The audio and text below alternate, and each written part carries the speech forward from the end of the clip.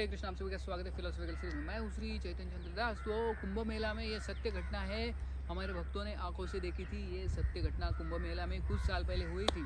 तो कुंभ मेला में कई सारे हजारों लाखों साधु आते हैं, नागा बाबा आते हैं। तो इनके पास अलग अलग सिद्धियाँ होती। तो एक बाबा ऐसे ही जा रहे थे, जिनकी बड़ी बड़ी जटा थी, शरीर पे कुछ कपड़े नहीं थे, ऐसे ही जा रहे थे, हाथ में एक भिक्षा का पात्र था। तो ऐसे रास्ते से जा रहे थे तो दूर पे एक बिल्डिंग थी, और उस बिल्डिंग बड़ी ऊंची बिल्डिंग थी, और उस फर्स्ट फ्लोर पे एक स्त्री जो थी वो बालकनी में कुछ काम कर रही थी। तो ये जो बाबा जी था, ये जो बड़ा जटाधारी जो नागा बाबा था, वो हाथ में कटोरा लेके भिक्षा मांग रहा था, इधर उधर जा रहा था।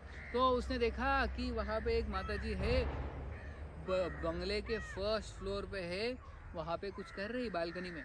तो ये जो व्यक्ति था, जो रास्ते से जा रहा था, जो योगी, उसने क्या किया, अपना हाथ जो है इतना लंबा कर दिया, जहाँ तक वो स्त्री थी फर्स्ट फ्लोर के बालकनी तक उसका हाथ ऐसा कटोरा सामने करके बोला, भिक्षाम देई भवती भिक्षाम देई, कि मुझे भिक्षा चाहिए। तो वो स्त्री ने देखा, बाप रे, ये व्यक्ति का हाथ कितना लंबा किया उसने। वो तो वहाँ पे बेहोशी हो गई, और फिर बाद में उसने फिर से अपना हाथ छोटा कर लिया और आगे चला गया।